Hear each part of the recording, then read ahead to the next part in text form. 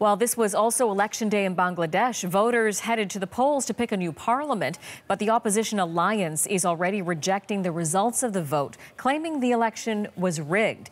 The vote has been marred by bloodshed. More than a dozen people were reportedly killed in election violence.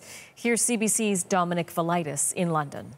According to local media, more than 40 candidates from the opposition coalition have now pulled out of this election, as you say, amid allegations of vote rigging. Now, that number represents a fraction of the 287 candidates who are contesting this election. But I don't think, Jennifer, that this is the end of the story. Indeed, a source within the opposition has told the Reuters news agency that many of these candidates who have pulled out did so individually, and that the group would make a final decision later today. So this source is not ruling out the possibility of the opposition pulling out of this election completely. And these allegations, Jennifer, follow others earlier in the day that opposition supporters were being intimidated and threatened at polling stations. Unconfirmed reports, too, of people being forced to vote in front of ruling party men, actually inside the polling booth. So some very serious allegations coming out of Bangladesh this morning. Jennifer. And Dominic, I know we're also learning that today's vote was marred by bloodshed, and so was the campaign.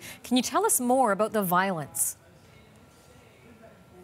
Yeah, that's right. Reports of at least 10 people killed today as voters headed to the polls, and violence too, as you say, during the actual election campaign itself. Indeed, it's believed at least a dozen people were killed in clashes between rival supporters at several locations across Bangladesh. The authorities have taken steps to try and limit the unrest. Some 600,000 security personnel have been deployed across the country today. And in the run-up, the authorities even took the rather unusual step of suspending the country's high-speed internet service to prevent the spread of rumours, propaganda and fake news that could have sparked further unrest. But it's not just violence we're talking about here, Jennifer. There have been accusations, too, of a crackdown with thousands of opposition supporters reportedly arrested and thrown in jail. And among them, we're told, were several opposition parliamentary candidates. So the situation was reportedly quite unstable in the election campaign itself, which led to many activists and observers warning